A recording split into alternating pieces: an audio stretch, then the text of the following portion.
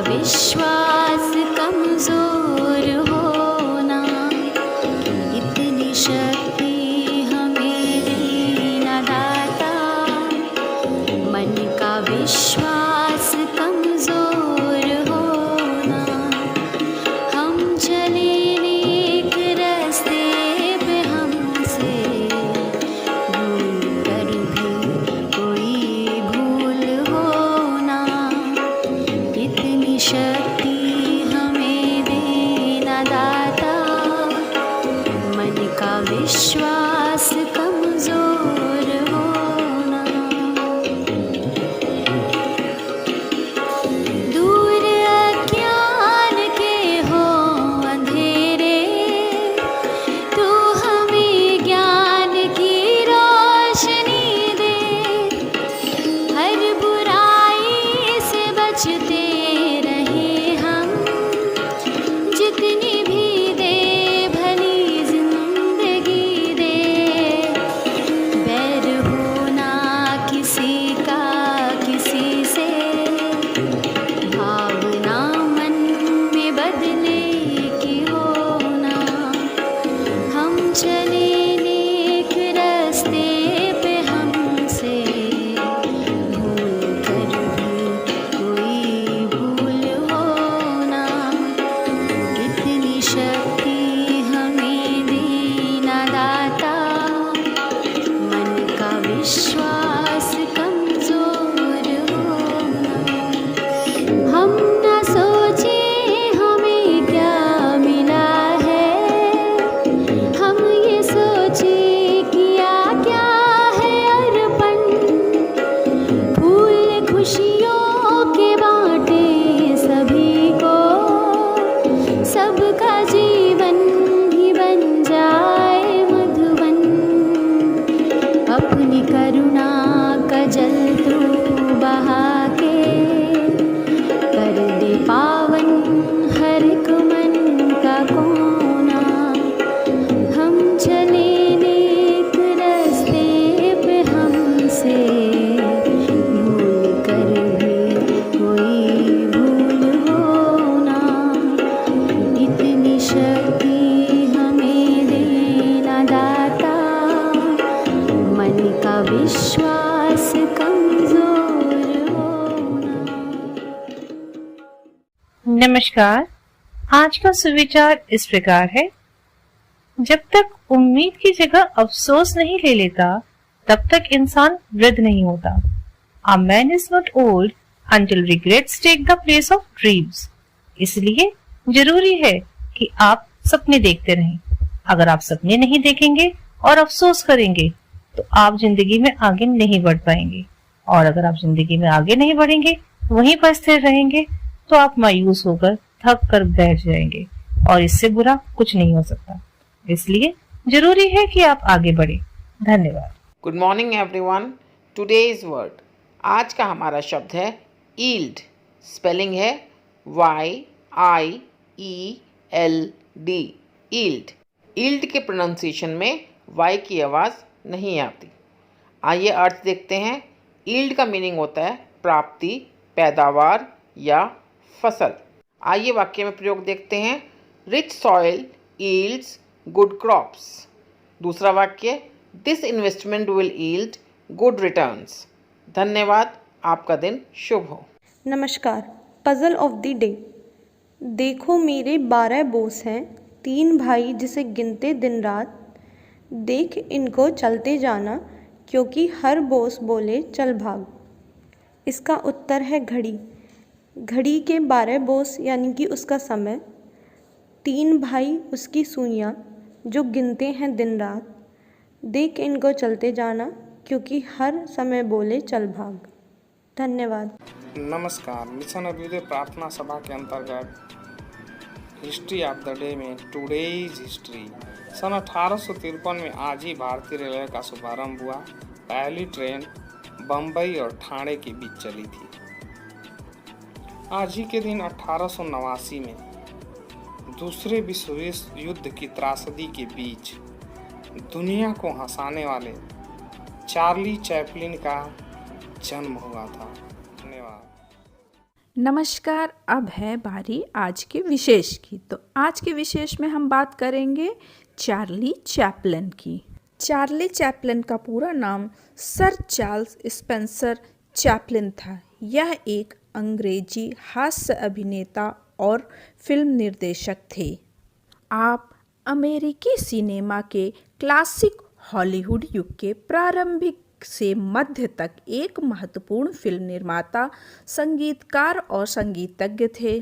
Chaplin मूक film युग के सबसे रचनात्मक और प्रभावशाली व्यक्तित्वों में से एक थे, जिन्होंने अपनी फिल्मों में अभिनय, निर्देशन, पटकथा, निर्माण और अंततः संगीत दिया।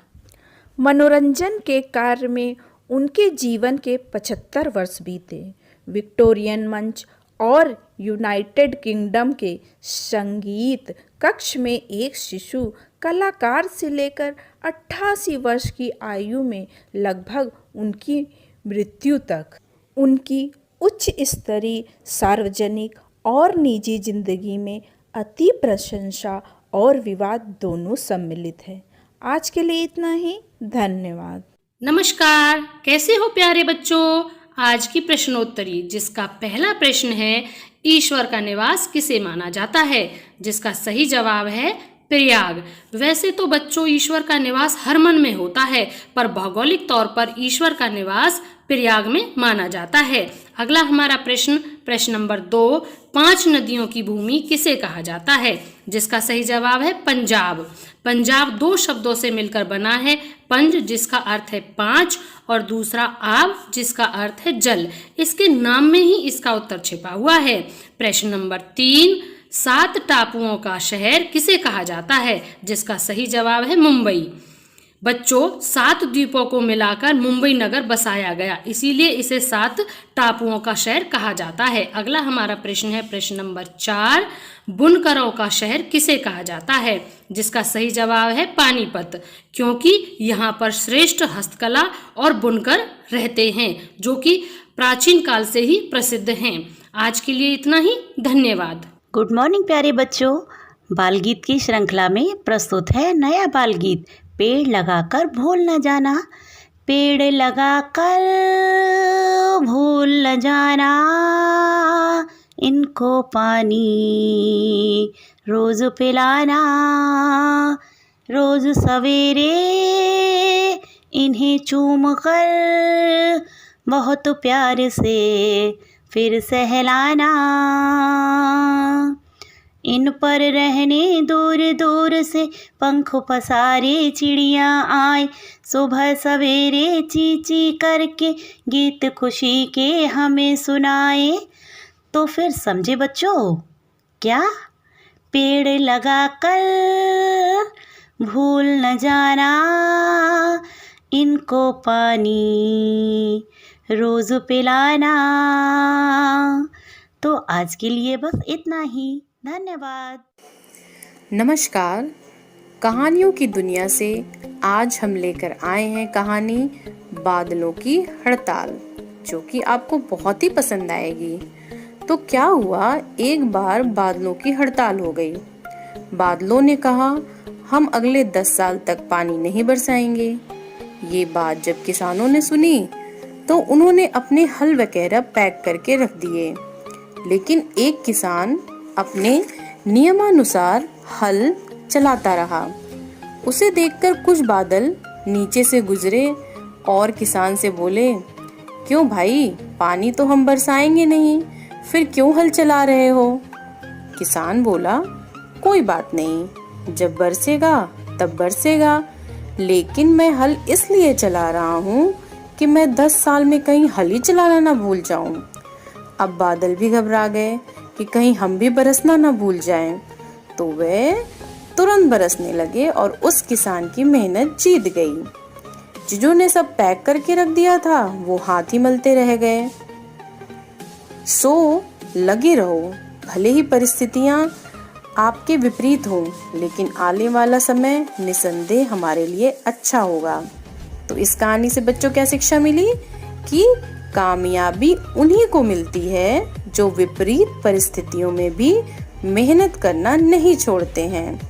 किसी ने कहा है, जो पानी से नहाते हैं वो लिबास बदल सकते हैं, पर जो पसीने से नहाते हैं वो इतिहास बदल सकते हैं। तो आज की कहानी अच्छी थी ना बच्चों? धन्यवाद। नमस्कार। आज मोटिवेट और सेल्फ का विषय है मिशन अभ्युदय का अर्थ। अभ्युदय का शाब्दिक अर्थ होता है सूर्योदय और इसे उन्नति या उत्थान, उत्तरोत्तर वृद्धि या लाभ, आरंभ, कल्याण, मनोरथ की प्राप्ति आदि भावों के लिए भी प्रयोग किया जाता है। भारतीय इतिहास में अभ्युदय एक ऐतिहासिक साप्ताहिक पत्र है जिसकी शुरुआत पंडित मदन मोहन मालवीय ने की थी। सन 1907 में बसंत पंचमी के दिन हिंदी पत्रकारिता ने नया उदय देखा। यह उदय मालवीय जी के समाचार पत्र अभ्युदय के रूप में हुआ था। यह एक साप्ताहिक पत्र था। मालवीय जी ने अभ्युदय के लिए जो संपादकीय नीति तैयार की थी उसका मूल तत्व था स्वराज। महामना ने अभ्युदय में ग्रामीण लोगों की समस्याओं को महत्वपूर्ण स्थान दिया था, जिसका उदाहरण अभ्युदय के पृष्ठों पर लिखा यह वाक्य था, कृपा कर पढ़ने के बाद अभ्युदय किसी किसान भाई को दे दीजिए। प्राथमिक शिक्षा का कार्यक्षेत्र भी ग्रामीण परिवेश है। शिक्षण हमारा धर्म और बेसिक शिक्षा में उन्नयन हमारा उद्देश्य है। इसीलिए इस मिशन का नाम अभ्युदय रखा गया। इस मिशन के लक्ष्यों को पूर्ण करने में अपना योगदान देने के लिए आप सभी शिक्षकों का स्वागत है। धन्यवाद। आपका दिन शुभ हो।